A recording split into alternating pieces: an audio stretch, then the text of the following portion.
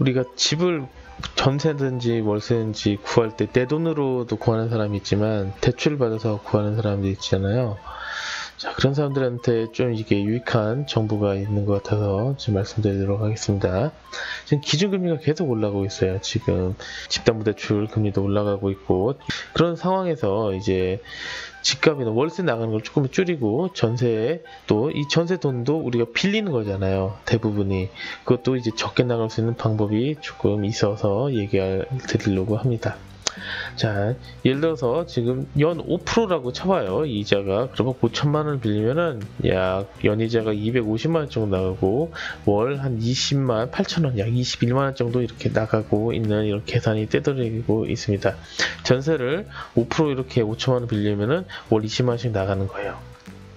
근데 제가 지금 찾아온 방법으로 이렇게 하면은 이 이자돈이 조금 이제 더 적게 나갈 수 있다는 겁니다. 그래서 전세를 빌렸을 때 그 이자돈을 막을 수가 있는 거고, 아니면은 이 정도로 월세 뭐 1000에 50만 원 들어갈 거, 뭐 5천만 원짜리 보증금이 있는 집으로 들어가서 그 50만 원을 내는 게 아니라 21만 원 정도 내가지고 약 30만 원 정도를 이렇게 절약하면서 이제 살 수 있다는 것을 제가 알려드리도록 하겠습니다. 자, 그게 바로 뭐냐면은 요겁니다. 자, 주택도시기금에서 운영하는 대출 상품들이 있습니다. 자, 여기는 청년 전세자금 대출이나 버팀목 전세자금 등등 이런 항목이 있어요. 이런 걸 이제 운용을 하면은 좋습니다. 국가에서 이런 지원책이 좀 많이 나왔거든요. 그래서 이런 거를 검색해 가지고 찾아서 하면은 이렇게 나에게 맞는 상품이 있으면은 찾아서 쓸 수 있습니다. 단 조건이 맞아야 한다는 거죠. 자, 한번 보도록 할게요. 자, 주택도시기금에 이렇게 들어가 보면은 여기에 주택 전세자금 대출 이 항목이 있어요. 여기서 한 하나, 둘, 셋, 넷, 다섯, 일곱, 여덟, 한 9가지 경우가 일단은 전세자금 대출 쪽으로 나옵니다.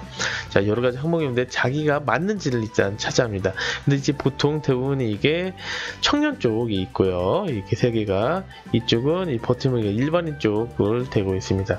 자, 일단은 이 일반인 쪽을 한번 볼게요. 버팀목 전세자금 대출이라고요. 이게 큰 이게 틀입니다.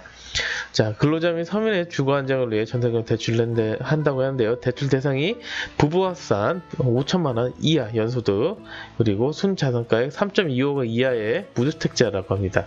대출 금리가 1.8에서 2.4%짜리예요. 수도권은 1.25억까지, 수도권 외에는 0.8억까지 대출 한도가 있습니다. 자, 그래서 여기 쭉 이런 대상을 한번 읽어보시면서 내가 맞는 사람이면은 이걸 신청해서 받을 수가 있는 거예요. 이거 없는 줄 알고 그냥 일단은 뭐 은행 가가지고 대출 받고 하는데, 그럼 이런 거 안 알려주거든요. 자기 은행 거 팔아먹으려고 하지. 그래서 이런 거를 이제 찾아서 할 수가 있다는 겁니다.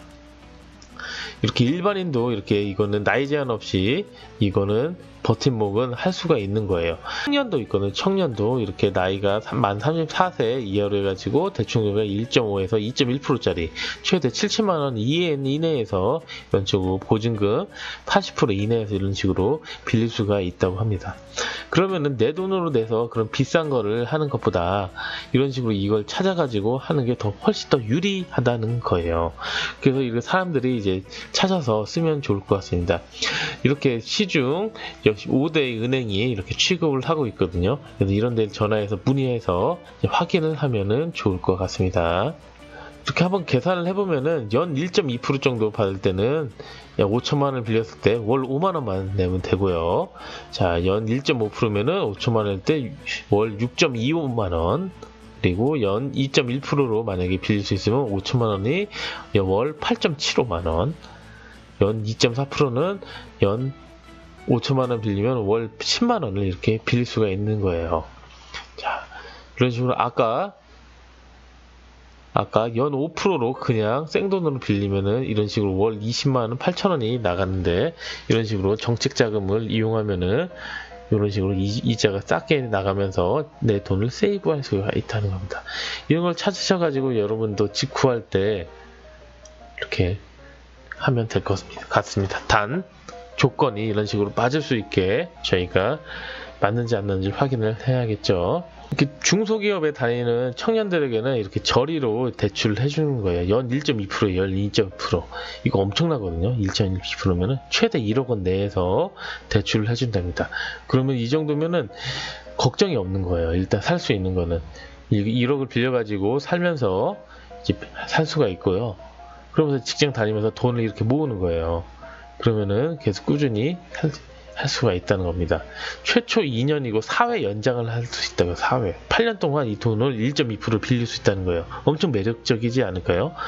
1.2%로 빌리면은 1억을 만약에 빌리면은 월 10만 원이에요. 10만 원. 5천만 원이 월 5만 원이니까 1억은 10만 원이에요. 월 10만 원으로 10년 동안 그러면은 유지를 할 수가 있다는 거예요. 일단 그 신청 조건이 되면은.